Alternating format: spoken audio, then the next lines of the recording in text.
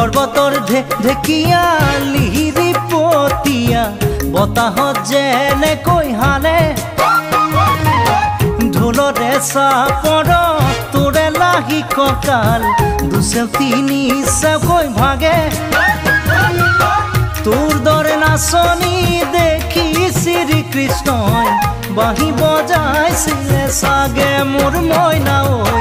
বাঁহী বজাইছিলে চাগে পৰ্বতৰ ঢেকীয়া লিহিৰি পতীয়া বতাহত যেনেকৈ হালে